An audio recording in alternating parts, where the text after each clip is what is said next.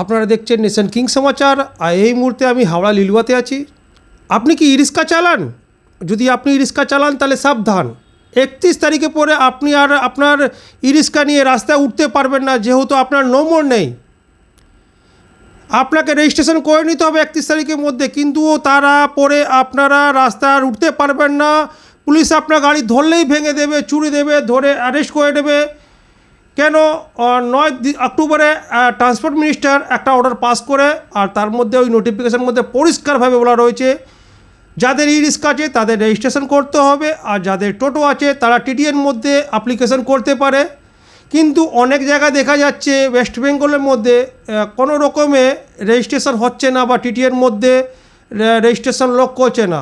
তাহলে আমি এই কাজ নিয়ে আজকে নার ইন্টারন্যাশনালে এসেছি, আর এনার সঙ্গে ছোট্ট দুটো বক্তব্য। স্যার, আপনার ই রিক্সা কোম্পানি না টোটো কোম্পানি? আমার ই রিক্সা কোম্পানি।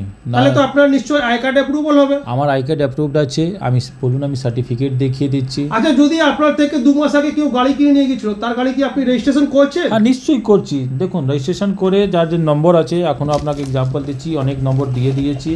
এখনও দেখুন আমার কাছে নম্বরগুলো রাখা আছে, যার নম্বর এসেছে ওনাদেরকে ডেকে বলছি কি আপনারা এসে নম্বরগুলো নিয়ে যান। এরপরে আপনার যে গাড়ি কিনেছে লোকগুলো, হ্যাঁ, আর এই ভিডিও দেখার পরে যদি আপনার কাছে না আসে, তাহলে তারপরে আপনি কি স্টেপ নিচ্ছেন? আমার কাছে যদি আসলে আমার গাড়ি আছে, আমি রেজিস্ট্রেশন করে দেবো। আমি তো ডাকছি, কিন্তু সবাই এখন মিসগাইড হয়ে রেখেছে। কোনো দালালরা ওনাদেরকে ধরে নিচ্ছে, রাস্তায় যে সিপিএফগুলো আছে ওরা ধরে নিচ্ছে কি চল টিটিএনে ঢেলে দেবো, হয়ে যাবে। টিটিএন সবার জন্যে নেই, এরা বুঝছে না। এর মধ্যে যে দালাল আছে ওর পকেট থেকে তো টাকা যাচ্ছে না, যে সিপিএফ যে ভলেন্টিয়ার পুলিশগুলো আছে ওদের পকেট থেকে তো টাকা যাচ্ছে না। টাকা যে রিক্সা চালক আছে, যে পুরো দিন রিক্সা চালায়, নিজের সংসারটা চালায়, ওদের পকেট থেকে যাচ্ছে। তাহলে আপনার কাছ থেকে যা গাড়ি বিক্রি হয়েছে বা কেউ যদি কিনে নিয়ে গেছে, তাহলে আপনি সেটা রেজিস্ট্রেশন করবেন। হ্যাঁ, আমি তো সবাইকে ডাকছি, আপনারা যে ভিডিও দেখছেন, যদি আমার কাছ থেকে গাড়ি নিয়েছেন, আমি তো এর আগেও ভিডিওতে বললাম কি আপনি যেখান থেকে নিয়েছেন আপনি ওখানেই যান। যদি ওখানকার ডিলার থেকে নিয়েছেন, ডিলার আজকে ডেটে নেই, বন্ধ হয়ে গেছে, তাহলে আপনি ডাইরেক্ট ম্যানুফ্যাকচার ইউনিটে যান।